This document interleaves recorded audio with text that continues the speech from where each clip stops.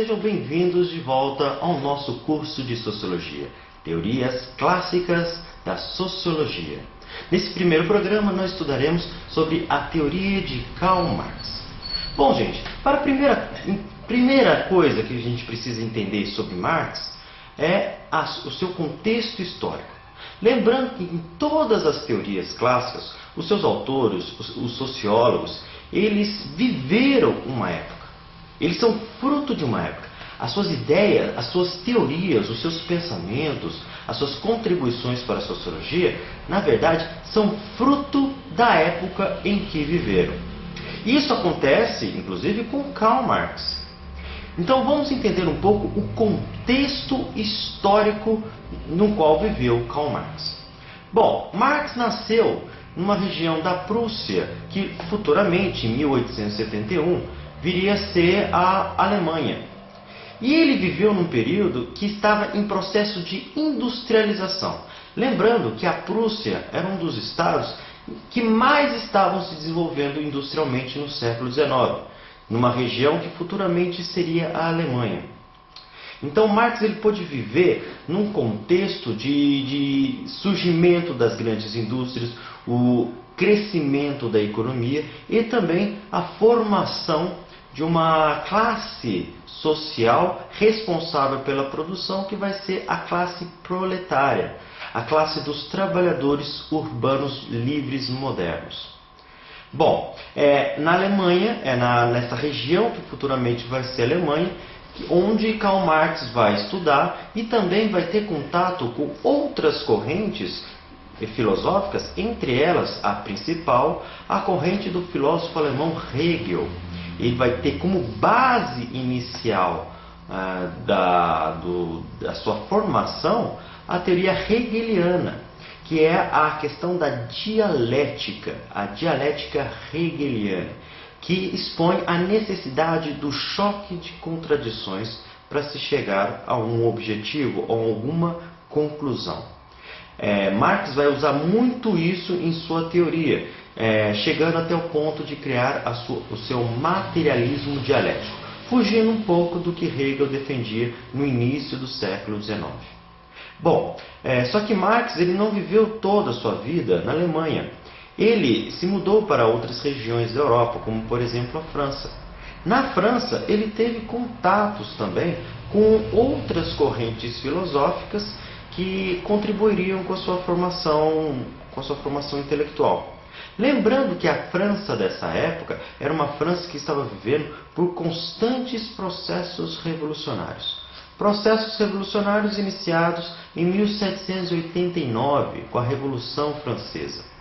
Lógico que o processo revolucionário francês, neste caso, acabou em 1799. Mas, ao longo do século XIX, outras revoluções desse sentido ocorreram, como por exemplo a Revolução de 1830 ou a Revolução de 1848, conhecida como a Primavera dos Povos. E por último nós tivemos a Comuna de Paris em 1871. Então a França no século XIX, no final do século XVIII para o século XIX, é uma França extremamente revolucionária. É uma França que estava sofrendo profundas transformações sociais e políticas através de grandes revoluções. E é essa França que Karl Marx vai encontrar no século XIX. Ele vai se basear muito nos filósofos franceses, nos socialistas franceses. Lógico que, posteriormente, Marx vai contradizê-los, inclusive chamando esses socialistas de socialistas utópicos. Mas a coleta cultural, a coleta de várias regiões da Europa não para por aí. Karl Marx também morou na Inglaterra, onde ele pôde ter conhecimento ou contato com outras teorias, como as teorias econômicas de David Ricardo e Adam Smith.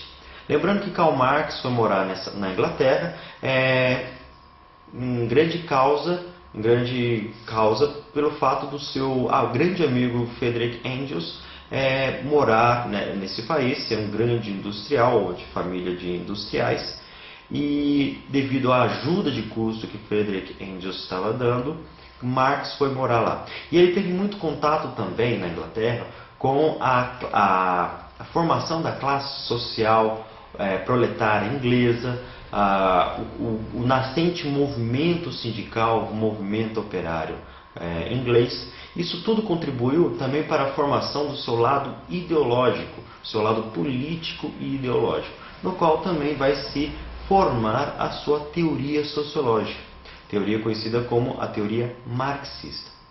Bom, gente, então da mistura da filosofia hegeliana alemã, clássica do século XIX na Alemanha, do socialismo francês, das experiências dos filósofos socialistas franceses, o que futuramente ele chamaria de socialismo utópico, e também das teorias econômicas inglesas de Ricardo e Smith, vão formar essa iguaria conhecida como marxismo ou teoria marxista. Bom, a primeira coisa que Marx fala, inclusive está no primeiro capítulo do seu livro, do seu livro Manifesto Comunista de 1848, no capítulo Proletários e Burgueses, no qual ele começa: a história da humanidade é a história da luta de classes. O que Marx quis dizer com essa frase? Ao estudar a história da humanidade, Marx pôde entender que em toda essa história, as sociedades foram caracterizadas pelas divisões sociais, divisões de classes sociais, ou as divisões sociais de classes. Desde o início, desde a formação das primeiras comunidades, das primeiras sociedades e do surgimento da propriedade privada, este tipo de sociedade dividida tem caracterizado a história da humanidade. Como, por exemplo, podemos pegar o Império Romano, a Roma Antiga, onde temos, de um lado, uma classe dominante, o patriciado ou os patrícios. Do outro lado, nós temos os plebeus e os escravos, uma classe dominante e classe dominada. O antagonismo de classe que nós vimos na Roma Antiga, nós também podemos ver na Idade Média, durante o sistema feudal, o feudalismo na Europa Ocidental. Nós temos, de um lado, os senhores feudais, a nobreza, como classe dominante, e temos os servos, a classe social dos servos, os camponeses, os artesãos, que formam a classe oprimida, nesse caso.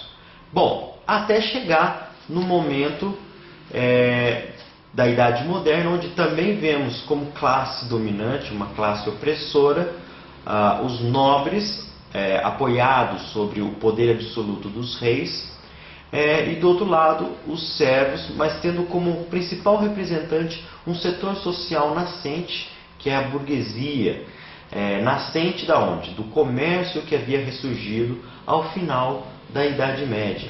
A burguesia que se enriquecera, mas não conseguira assumir um novo papel na sociedade neste momento.